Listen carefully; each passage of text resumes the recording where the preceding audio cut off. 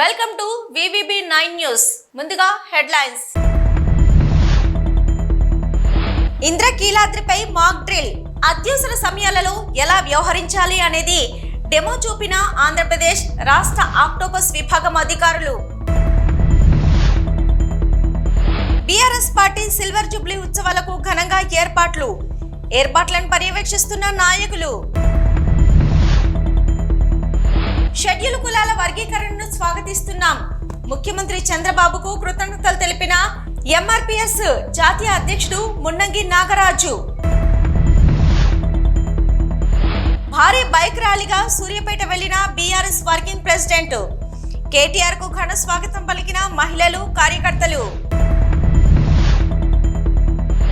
SC వర్గీకరణలో రెల్లి కులస్తులకు 5% reservation కల్పించాలి. రాష్ట్ర రెల్లి సంక్షేమ సంఘం state secretary Bosupalli Venkateswara Rao demand. Malla Reddy institute of medical sciences లో ఏకత్వ 2025 వార్షికోత్సవ వేడుకలు. ముఖ్య అతిథులుగా హాజరైన హీరోలు నితిన్, విజయ్ దేవరకొండ. శ్రీ దుర్గా మల్లేశ్వరులు కొలువైన ప్రసిద్ధ పుణ్యక్షేత్రమైన ఇంద్రకీలాద్రిపై భక్తుల భద్రత, ఆలయ పరిరక్షణలో ఏదైనా అవాంఛనీయ సంఘటన జరిగితే ఏ విధంగా వ్యవహరించాలి అనే విషయం ప్రధానంగా తీసుకుని ఆంధ్రప్రదేశ్ రాష్ట్ర ఆక్టోపస్ విభాగం అధికారులు బుధవారం అర్ధరాత్రి నుంచి గురువారం తెల్లవారుజాము వరకు ఇంద్రకీలాద్రిపై మాక్ డ్రిల్ నిర్వహించారు.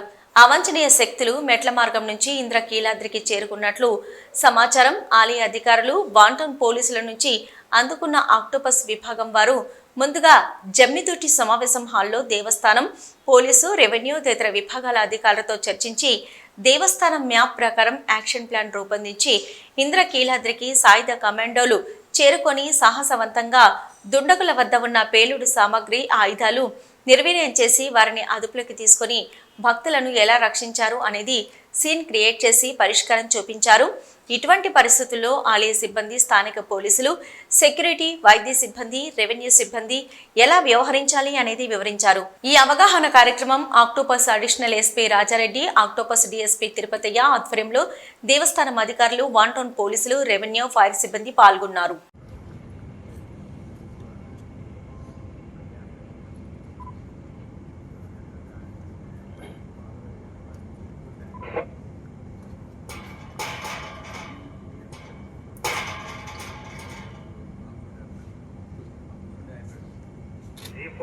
G4 from Rama.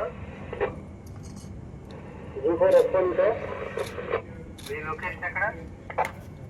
ఏప్రిల్ 27న జరగబోయే బీఆర్ఎస్ పార్టీ సిల్వర్ జూబ్లీ ఉత్సవాలకు పార్టీ క్యాడర్ను సన్నద్ధం చేసే ప్రక్రియలో భాగంగా నేడు జరిగే సూర్యాపేట జిల్లా బీఆర్ఎస్ పార్టీ కార్యాలయంలో మాజీ మంత్రి జగదీష్ రెడ్డి ఆధ్వర్యంలో ముఖ్య కార్యకర్తల సమావేశం నిర్వహిస్తున్నారు. ఈ కార్యక్రమానికి పార్టీ వర్కింగ్ ప్రెసిడెంట్ కేటీఆర్ ముఖ్య అతిథిగా హాజరవుతున్నారు. ప్రస్తుత ఏడాదిన్నర కాంగ్రెస్ పాలన వైఫల్యాలను ఎండగడుతూనే ఆయన నియోజకవర్గాల్లో ఎండిపోతున్న వరి పంటలపై పార్టీ ఫోకస్ పెట్టడంతో పాటు బాధిత రైతులకు అండగా ఉండాలంటూ కేటీఆర్ పిలుపునివ్వనున్నారు. ఇదేగాక తాజాగా అసెంబ్లీ నుంచి ఈ సెషన్ వరకు ఎమ్మెల్యే జగదీష్ రెడ్డిపై వేటు వేయడం వంటి అంశాన్ని సైతం కేటీఆర్ ఈ సందర్భంగా ప్రస్తావించే అవకాశం ఉంది.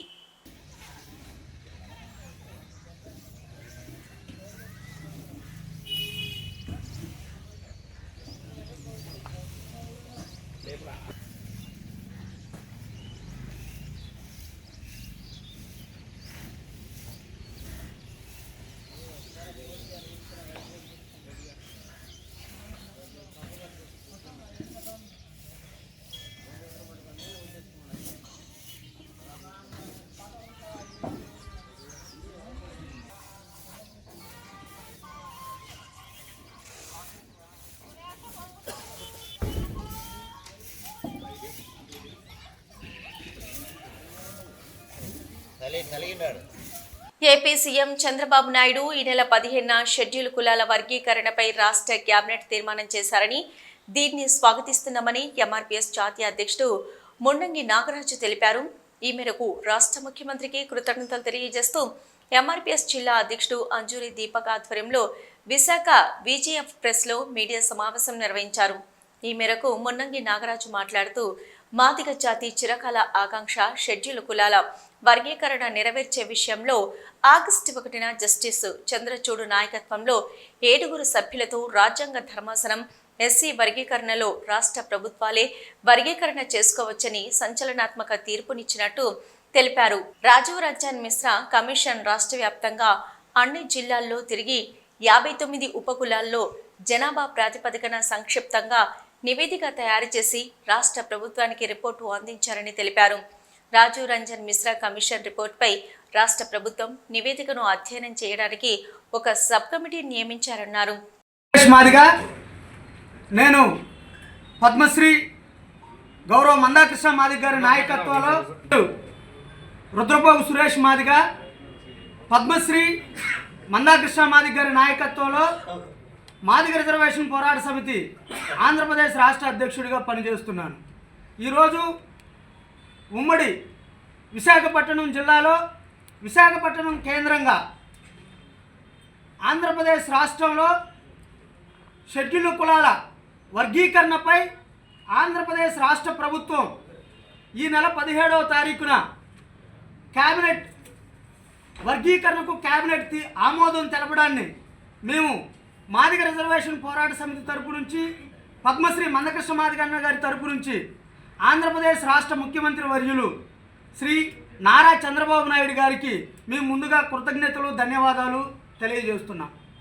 బాబు జగజ్జీవన్ రావు గారి స్ఫూర్తితోటి దళిత కులాలన్నిటికీ సామాజిక న్యాయం చేయడానికి ముందుకొచ్చినటువంటి గౌరవ ముఖ్యమంత్రి వర్యులు నారా చంద్రబాబు నాయుడు గారికి పద్మశ్రీ మందకృష్ణ మాదిగ అన్న గారి తరపు నుంచి యావత్ మాదిగ జాతి తరపు నుంచి అన్ని ఉపకులాల తరపు నుంచి మేము ధన్యవాదాలు కృతజ్ఞతలు ముందుగా తెలియచేస్తూ ఈరోజు ప్రత్యేకంగా మేము ఒక విషయాన్ని గుర్తు చేస్తున్నాం. 30 ఏళ్ల నుండి సుదీర్ఘంగా ఉద్యమం చేస్తూ వస్తున్నారు. మరి ఈ సందర్భంగా షెడ్యూల్ కులాల్లో మొత్తం కూడా 59 ఉపకులాలు ఉన్నాయి. ఈ 59 ఉపకులాల్లో ఈ విధంగా షెడ్యూల్ కులాల్లో 59 ఉపకులాలు ఉంటే 59 ఉపకులాల్లో ప్రధానంగా ఎస్సీఏ అంటే మా రెల్లి కులాలకు సంబంధించినటువంటి మా ఉపకులాలు మొత్తం కూడా 14 కులాలు ఉన్నాయి. ఎస్సీఏ గ్రూప్లో రెల్లితో పాటుగా మా ఉపకులాలు 14 ఉన్నాయి. ఎస్సీబి అంటే మాదిగ సమాజ వర్గానికి సంబంధించినటువంటి ఉపకులాలు ఉంది. మరి అలాగే ఎస్సీసీ గ్రూపు మా సోదర కులస్తులు మాల ఉపకులాలకు సంబంధించినటువంటి కులాలు 25 ఉపకులాలను వీటిలో పొందుపరచడం జరిగింది. మరి అలాగే ఎస్సీడీగా ఉండబడినటువంటి గతంలో ఆది ఆంధ్ర, మాస్టిన్, మెదల్యార్, పంచమ. భారీ బైక్ ర్యాలీతో రోడ్ షో నిర్వహిస్తూ సూర్యాపేటకు చేరుకున్న కేటీఆర్. ఇక కేటీఆర్ కు స్వాగతం పలికిన సూర్యాపేట బీఆర్ఎస్ కార్యకర్తలు, మహిళలు.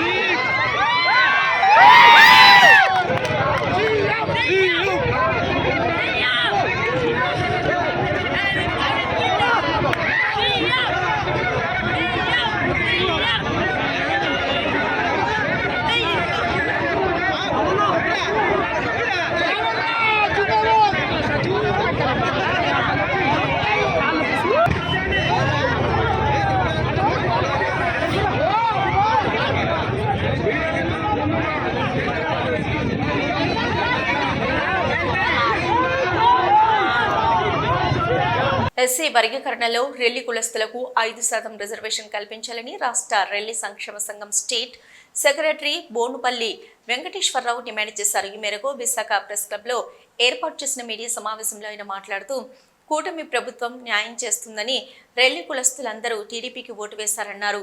తెరపైకి ఎస్సీ వర్గీకరణ వచ్చిందని ఇందులో తమ రెల్లి కులస్తులకు న్యాయం జరగలేదన్నారు. పవన్ కళ్యాణ్ చంద్రబాబు గెలిస్తే న్యాయం చేస్తారని చూశామని తెలిపారు. ఈ నెల 20 నుంచి నల్ల బ్యాడ్జీలు ధరించి 5% రిజర్వేషన్ కల్పించాలని తమ కులస్తులు కార్యక్రమం చేపట్టారని వెల్లడించారు. ఇందులో భాగంగా అన్ని సంఘాలతో కలిసి జేఏసీ ఏర్పాటు చేశామని ఈ బాధ్యతలను నీలపు వెంకటేశ్వరరావుకు అప్పగించడం జరిగిందన్నారు. అందరిని కలుపుకొని జేఏసీగా ఏర్పాటు చేసుకొని ఈ జేఏసీ ద్వారా ఈరోజు ఉన్నటువంటి ఏదైతే కూటమి ప్రభుత్వానికి సంబంధించినటువంటి మరి ముఖ్యమంత్రి వర్యులు చంద్రబాబు నాయుడు గారికి, అలాగే ఉప ముఖ్యమంత్రి వర్యులు పవన్ కళ్యాణ్ గారికి ఈ రెల్లి కులాల జేఏసీ ద్వారా మా సమస్యలు తెలియజేయాలని ఈ మీడియా ద్వారా మీ అందరూ కూడా విజ్ఞాపన చేస్తూ ఉన్నాం. మరి అందులో ముఖ్యంగా ఈరోజు రాష్ట్రంలో 4% పైబడి ఉన్నటువంటి రెల్లి కులాలకు మా సంఖ్యను లెక్క పెట్టడానికి, లెక్కల్లో తీసుకోవడానికి నేను ఆంధ్ర రాష్ట్ర రెల్లి కులాల సంక్షేమ సంఘానికి జనరల్ సెక్రటరీగా ఉన్నాను. ఈరోజు రాష్ట్ర ప్రభుత్వం చాలా మెజార్టీతో గెలిచి మా దళిత వెనకబడ్డ కులస్తులకు ఎంతో న్యాయం చేస్తుందన్న నమ్మకంతో మా రెల్లి కులాలు 50 మంది కూడా కూటమి ప్రభుత్వానికి మూకుమ్మడిగా సపోర్ట్ చేస్తూ అందరూ కలిపి తెలుగుదేశం పార్టీయే గెలవాలని చెప్పేసి మా జాతికి మంచి జరుగుతుందన్న ఉద్దేశంతో ఎంతో గట్టిగా. మేడ్చల్ జిల్లా సూరారంలో Malla Reddy institute of medical sciences లో మల్లారెడ్డి విశ్వవిద్యాపీఠ్ ఏకత్వ 2025 వార్షికోత్సవ వేడుకలు మరియు మేడ్చల్ ఎమ్మెల్యే చామకూర మల్లారెడ్డి కల్పన వివాహ దినోత్సవ వేడుకలు ఘనంగా నిర్వహించారు. ముఖ్య అతిథులుగా హీరోలు నితిన్, విజయ్ దేవరకొండతో పాటు Robinhood cinema unit director Venkata Kudumula, actor Sudarshan, Quthbullapur MLA KP Vivekananda తదితరులు పాల్గొన్నారు. కార్యక్రమంలో హీరో నితిన్ విచ్చేసి మల్లారెడ్డితో కలిసి జ్యోతి ప్రజ్వలన చేశారు. ఈ వేదిక మీద రాబిన్వుడ్ సినిమా మే 28వ తేదీ రిలీజ్ సందర్భంగా టీజర్ ట్రైలర్ ప్రదర్శించారు. హీరో నితిన్తో కలిసి మల్లారెడ్డి 2 స్టెప్పులు వేశారు. హీరో విజయ్ దేవరకొండతో మల్లారెడ్డి మాట్లాడుతూ అవకాశం ఇస్తే మీతో సినిమా తీస్తానని అన్నారు.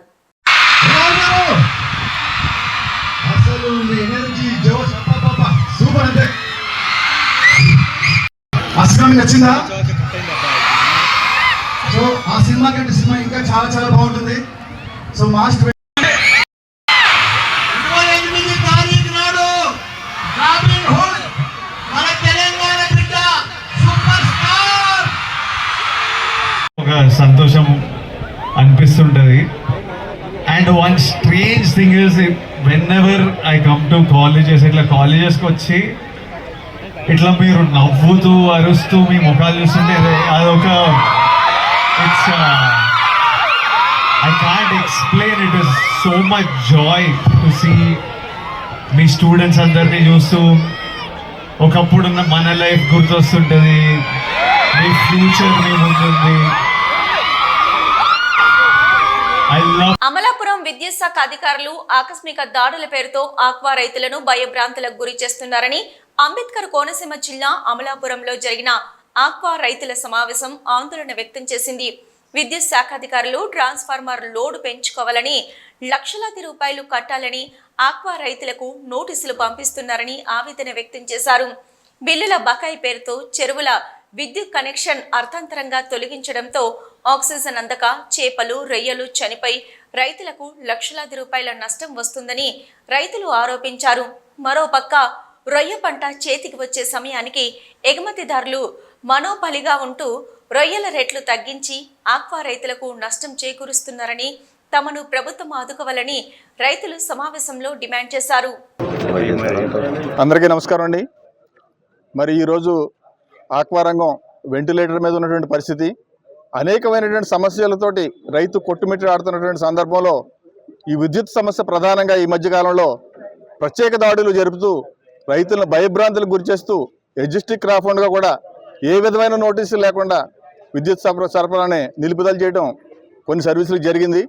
ఇటీవల కాలంలో ఉప్పలగుప్తం మండలంలో చేపల చెరువులకు అలా కట్ చేయడం వల్ల ఆ రైతు అతి దారుణంగా సుమారు 25 లక్షల రూపాయలు నష్టపోవడం జరిగింది.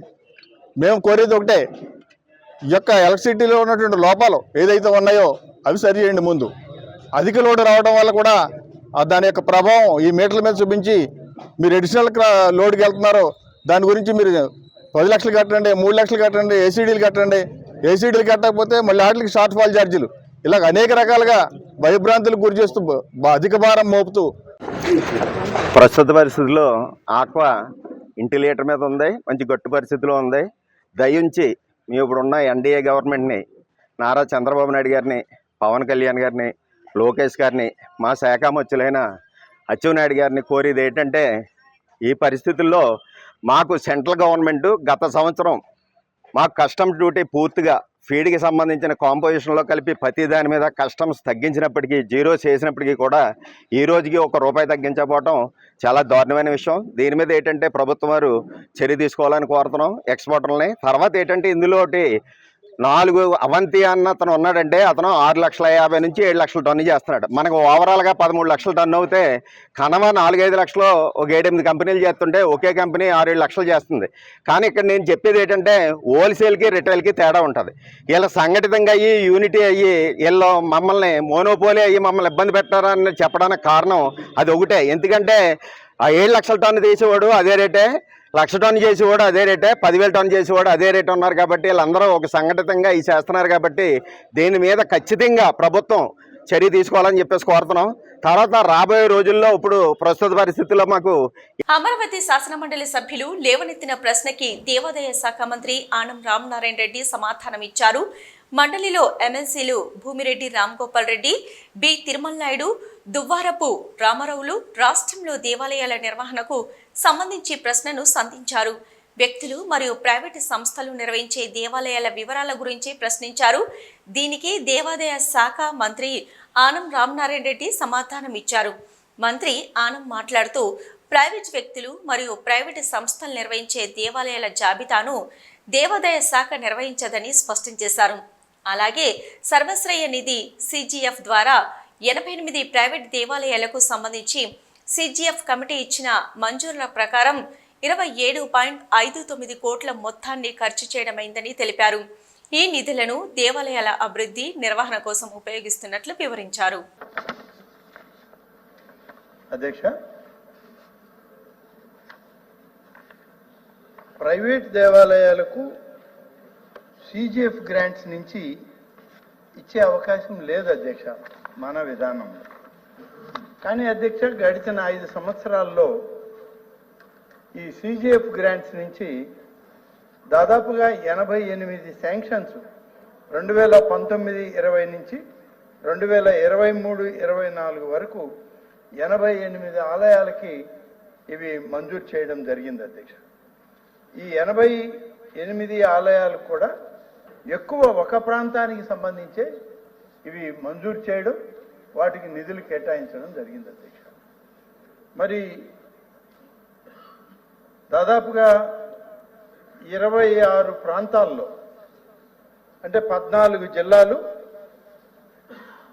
వచ్చేటువంటి 26 ప్రాంతాల్లో ఉన్న ఆలయాలకి ఈ మొత్తం మంజూరు చేయడం జరిగింది అధ్యక్ష. ఒక్క పులివెందుల నియోజకవర్గంలోనే 40 ఆలయాలకి మంజూరు ఇచ్చారు అధ్యక్ష. దానికి దాదాపుగా ఇప్పటికీ ఈ విధంగా CGF నుంచి ఇచ్చినటువంటి మొత్తం 27 కోట్ల రూపాయలు ఇవ్వడం జరిగింది అధ్యక్ష. మొత్తం మన రాష్ట్రంలో ఉన్నటువంటి 26 జిల్లాల్లో 14 జిల్లాలకు మాత్రమే ఇవి ఇవ్వడం జరిగింది. మిగిలినటువంటి 12 జిల్లాల్లో అసలు ఆలయాలకి CGF గ్రాంట్లు ఇట్లా ప్రైవేట్ ఆలయాలకి ఇచ్చిన దాఖలాలు లేవు. అంటే ఇష్టారాజ్యంగా నిధులు ఖర్చు చేయడంలో గడిచిన సందర్భాల్లో ప్రభుత్వం ఈ విధమైన నిర్ణయాలు తీసుకొని ప్రభుత్వ నిధులని మంజూరు చేయడం జరిగిందనేటువంటిది వాస్తవం అధ్యక్ష. అయితే అధ్యక్ష, ఈ మంజూరైనటువంటి వాటిల్లో దాదాపుగా మొత్తం ఏలూరు జిల్లా జంగారెడ్డిగూడెం సర్కిల్ కార్యాలయంలో డీఎస్పీ రవిచంద్ర మీడియాతో మాట్లాడారు. ముఖ్యమంత్రి CMO కార్యాలయంలో అధికారిని అంటూ బురిడి కొట్టించిన ఊరకరణం జగన్ అనే వ్యక్తిని అరెస్టు చేశాం. ప్రభుత్వ అనుమతులు లేకుండా police siren, MLA, MP stickers వేసుకుంటే చర్యలు తీసుకుంటాం. ఇప్పటికే వివిధ రకాల సెక్షన్స్తో అరెస్ట్ చేసి రిమాండ్కు పంపామని వెల్లడించారు. నిన్న జరిగినటువంటి సంఘటనలో నల్లజర్ల టోల్గేట్ దగ్గర ఒక వ్యక్తి సీఎంఓ ఆఫీస్ స్టిక్కర్ వేసుకున్న కారులో వచ్చి అక్కడ కొంత హల్చల్ చేయటం జరిగింది. దాన్ని వీడియో తీస్తున్నటువంటి ఒక మీడియా ప్రతినిధి మీద కూడా దాడి చేయటం జరిగింది. అలాగే అతని గురించి తెలుసుకుంటే అతను జంగారెడ్డిగూడెంలో గతంలో అనేక కేసులో ఇన్వాల్వ్ అయినటువంటి ఊరకరణం జగన్నాథరావు అనే అతను.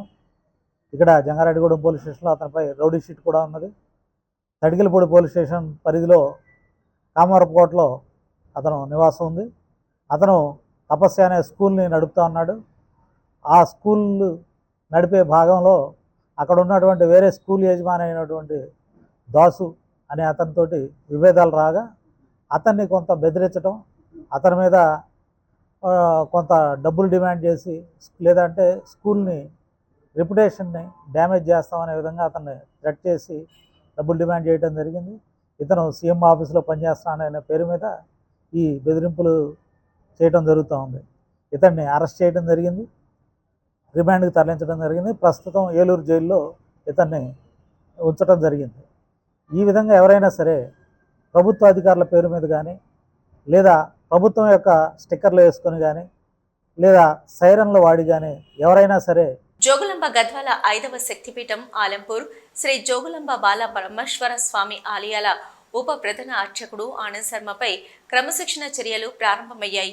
ఎమ్మెల్యే విజయుడు ఫ్యామిలీతో ఉండగా ఫోటోలు తీయడం, ఆలయంలో అవినీతి ఆరోపణలపై దేవాదాయ శాఖ క్రమశిక్షణ చర్యలకు ఉపక్రమించింది. చర్యలు తీసుకోవాలని ఈవోకు అడిషనల్ కమిషనర్ శ్రీనివాసరావు ఆదేశాలిచ్చారు. మేము భగవంతుడికి పూర్తిగా వాళ్ళకి పూర్తిగా మాకు అర్థం కాదు ఏమైనా అన్యాయం మాకు కేసీఆర్ ఇంత ఇదిన భక్తి పడ్డా కేసీఆర్ ఇంత భక్తి మనం గౌరవిస్తాడు. ఇదేమో బ్రాహ్మణులు బెదిరిస్తున్నారు. రకరకాల ఆలయాలు మేము గడిపే సమయం ఎక్కువ. మాకు ఇదే కుటుంబం. బయటికి పోతే జాగ్రత్త అంటే అలా మేము ఎందుకు మేము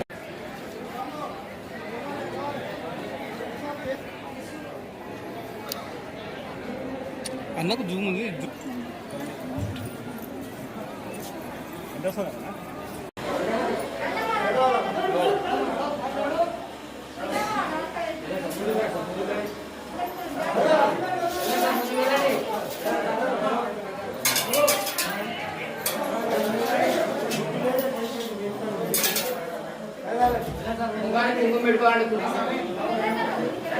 హెడ్లైన్స్ మరొకసారి.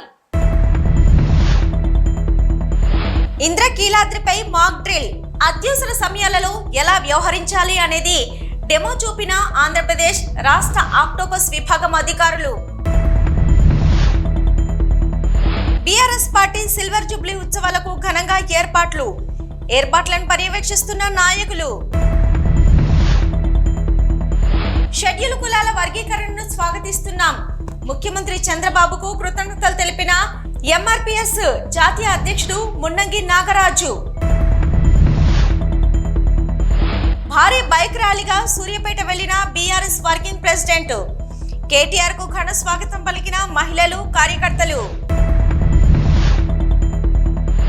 ఎస్సీ వర్గీకరణలో రెల్లి కులస్తులకు 5% రిజర్వేషన్ కల్పించాలి.